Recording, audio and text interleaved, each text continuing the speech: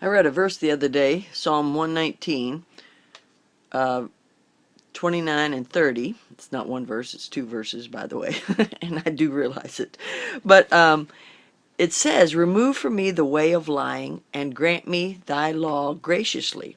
I have chosen the way of truth. Thy judgments have I laid before me." I've never noticed that verse before.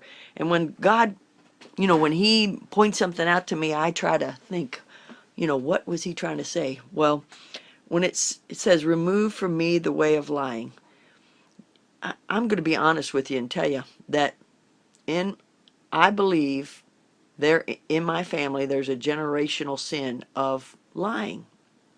I, I remember my grandmother would lie quicker than she'd tell the truth, especially when she was trying to prove, you know, that she was okay or trying to defend herself. I remember I saw that in my dad.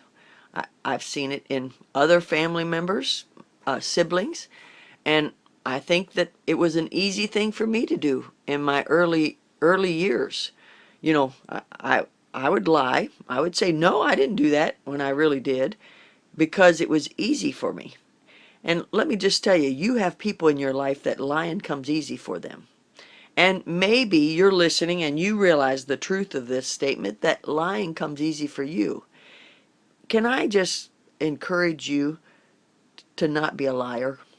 You know, Revelation 21:8 said, "And all liars shall have their part in the lake of fire." So that means that, now it doesn't mean that if you do lie, you're going to go to hell. I'm not saying that. But I am saying that lying is a sin that matters to God. And I think we ought to, all of the listeners out there today, I think you ought to be more aware of being a truthful person.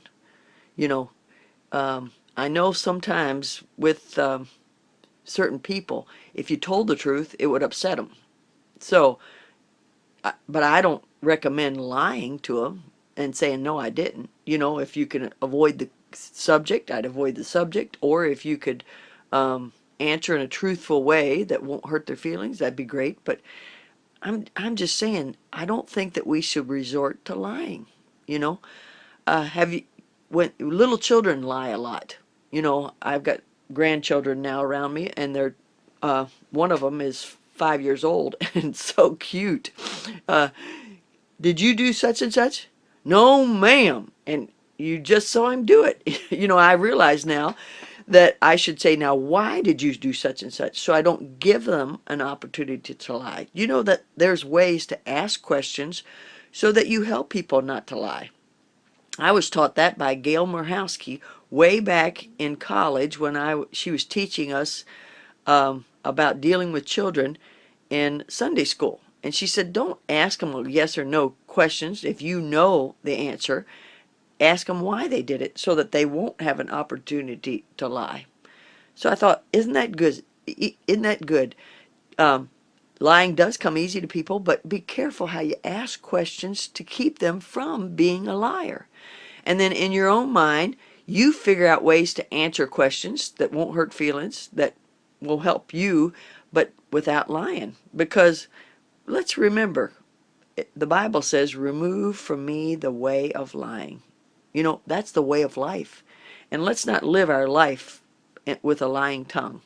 Rejoice in the Lord always, and again I say rejoice.